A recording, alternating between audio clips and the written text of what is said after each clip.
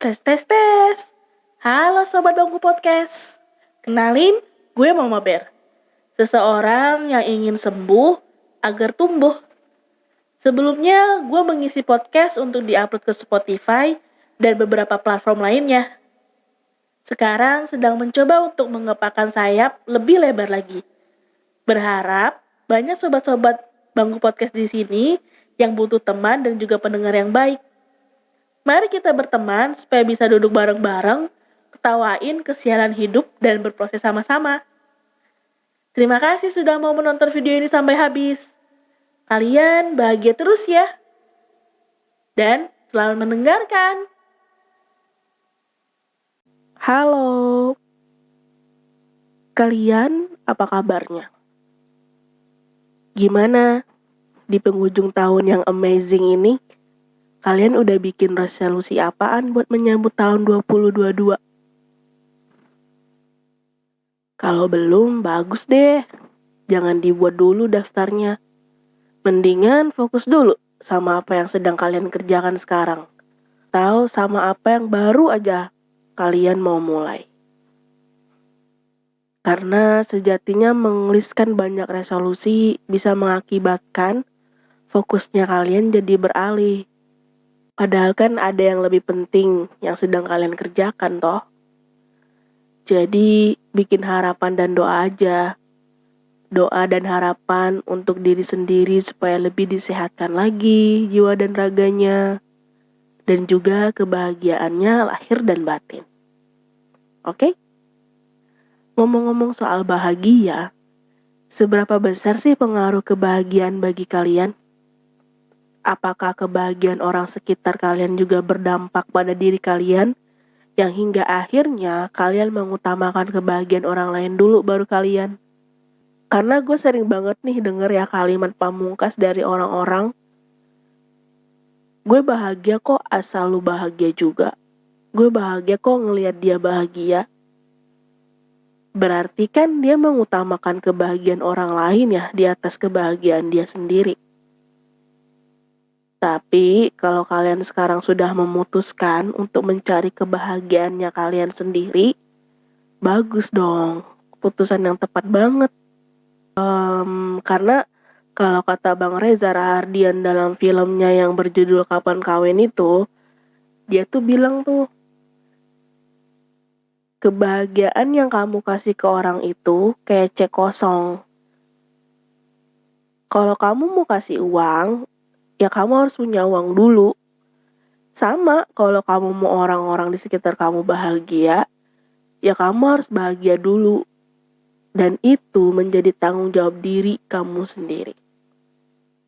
Gimana? Masuk akal kan? Terus kenapa?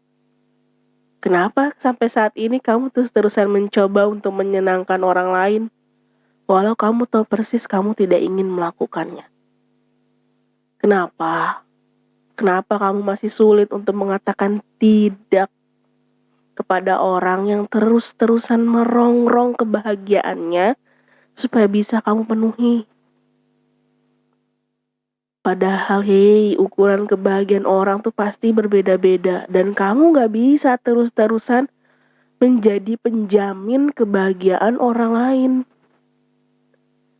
Kasihan diri kamu, dia jadi harus bekerja ekstra supaya bisa memuaskan hasrat bahagianya orang tanpa ditanya atau ditahuin apa sih sebenarnya diri kamu itu bahagia atau enggak gitu. Kamu gak capek besti terus-terusan menggadaikan kebahagiaan kamu? Kita boleh kok menjadi orang baik dan itu memang kewajiban kita sebagai manusia ya. Tapi segala sesuatu yang berlebihan itu sungguhlah tidak baik. Percayalah, capek lo menjadi people pleaser itu. Capek terus-terusan menjadi penopang kebahagiaan orang sampai lupa ada diri sendiri yang harus dibahagiain juga. Iya sih, mungkin kamu menjadi seperti yang sekarang ini karena ada pemicu di belakang sana ya. Ada sesuatu atau mungkin banyak sesuatu yang terjadi dalam hidupmu sehingga menjadikan kamu seperti yang sekarang. It's okay, bestie. kamu sudah hebat. Gue tahu apa yang sudah kamu lalui sangatlah tidak mudah. Tapi sekarang, sini kita duduk. Kita berdiskusi dan juga berproses bersama. Ajarin gue gimana kamu bisa menjadi seperti yang sekarang ini. Meletakkan kebahagiaan orang di atas segalanya dibanding kebahagiaanmu. Berbuat baik itu baik kok Besti, terpuji, dan itu memang sudah menjadi kewajiban kita kan sebagai umat manusia. Lagi-lagi sebagai umat manusia. Tapi yang jadi salah kaprah di sini adalah kadar kebaikan yang kita lakukan. Gue punya pepatah handal yang selalu ibu gue berikan kepada gue ketika gue curhat tentang nakalnya teman-teman gue dalam memanfaatkan kebaikan gue gitu ya. Beliau selalu bilang, buat baik itu berpada-pada, buat jahat sekali jangan. Itu adalah pepatah Melayu yang beliau juga dapatkan di perjalanan hidupnya, yang artinya adalah bahwa hitunglah perbuatan baikmu itu. Jadi jika sekiranya itu merugikan kamu, maka berhenti. Dan jangan pernah berbuat jahat sekalipun dalam hidup. Please jangan salah paham dulu ya. Let me explain. Perbuatan baik itu ya bagus.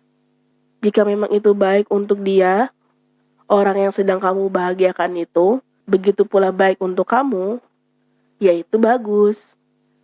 Dan jika kebaikan yang kamu lakukan untuk orang lain itu bermanfaat bagi dirinya, menjadikan dirinya seorang yang lebih baik dari sebelumnya, ya itu hebat. Berarti kan kamu berhasil dalam perbuatan kebajikan kamu ya. Tapi jika kebaikan kamu malah menjebak orang yang kamu tolong, ya bagusnya kamu langsung stop dan cabut pergi gitu ya. Mungkin kalian sobat bangku podcast di sini ada yang merasa bahwa iya gue berbuat baik karena gue kasihan sama dia. Dia hidupnya begini, dia hidupnya begitu, dia broken home, dia patah hati, dia galau, dan lain-lain. Oke, tapi kita bisa lihat dari kebaikan yang sudah kita tebar habis-habisan itu. Apakah itu merubah nasib orang tersebut atau malah menjebak dia dalam kebodohan dia sendiri gitu. Kadang ada nih ya, mohon maaf aja gue bilang, kadang gak sedikit orang yang selalu memanfaatkan kebaikan orang demi kepentingan hidupnya sendiri. Contoh, gue nih, teman gue, Mama Bear, tolongin dong, gue lagi susah nih, gue udah hancurin semuanya, please gitu, please fix it, please gitu, nggak tahu harus gimana nih, sakit banget, hancur banget rasanya. Dan gue langsung, oh siap, gue bersusah payah memperbaiki apa yang perlu diperbaiki, siang malam gue habiskan untuk orang ini gitu ya, bener-bener pengen dia bisa tertawa dan bahagia lagi gimana pun caranya gitu kan. Setelah gue berhasil memperbaiki keadaannya, dan dia boro-boro bilang terima kasih, dia cuma ngucap, wah udah beres ya, oke gue pergi dulu ya, bye. Dan dia mengumumkan pada dunia bahwa usaha dan juga perjuangan yang dia lakukan itu dia lakukan hanya sendiri. Semua keberhasilannya yang dicapai karena dedikasi tinggi dirinya terhadap masalah. Terus gue ini gimana? Nangis di pojokan sambil gigit kuku, ngutuk-ngutuk. Kalau bukan gue, lu gak akan bakal ada di titik yang sekarang. Dan kalimat ungkit bangkit lainnya, yang akhirnya menjadikan pikiran kita menjadi negatif karena afirmasi yang kita ucapkan pun berubah menjadi penyesalan. Perbuatan baik yang tadinya niat juga baik berubah menjadi jahat, berubah menjadi jelek. Gak beres-beres jadinya gitu. Apanya? Ya kitanya. Kita perbaikin orang udah bener, kitanya yang tambah rusak, kitanya yang jadi gak ikhlas dalam berbuat baik, dan juga mengakibatkan orang yang kita tolong itu terjebak, terjerembab dalam kebodohannya karena dia gak tahu kan gimana cara fix it-nya. Karena gue sayang sama dia, karena gue peduli sama dia, gue gak menunjukkan caranya gitu loh. Gimana sih cara memfix it-nya Tapi gue malah mengorbankan diri gue untuk menambal segala sesuatu, menjahit segala sesuatu dalam dirinya yang hancur lebur itu. Dan dia dengan enaknya aja, oh ini udah dibenerin, oh, oke gue udah baik kok gitu kan. Terus masih mau lu menambahin itu buat diri lu sendiri. Mau berapa lama lagi sih? Mau sampai lu seperti apa lagi? Sampai akhirnya lu tuh nyadar bahwa apa yang lu lakukan itu gak tepat. Tugas kita dalam memperbaiki diri kita sendiri tuh masih banyak, masih panjang. Yuk fokus yuk. Coba pelan-pelan mulai dari sekarang katakan ini kepada kalian. Gue pantas bahagia, gue pantas tertawa, gue pantas akan semua kebaikan yang ada di dunia ini. Dan gue harus sembuh supaya gue tumbuh. Let's find, ayo temukan yang menjadi pemicu sikapmu yang seperti ini. Pelan-pelan juga gak masalah. Jika kamu sudah temukan, tinggal kamu yang tentukan mau diapakan. Jika memang perlu tenaga lebih ahli, silakan lanjutkan. Sekarang generasi milenial, generasi Z di mana udah sadar, udah aware akan kesehatan mental. Mereka udah lebih mau menemui ahli mental. Dan menemui ahli mental itu bukan aib, bukan tindakan yang memalukan, tapi itu merupakan tanda cinta dan kasihnya diri kita terhadap diri sendiri.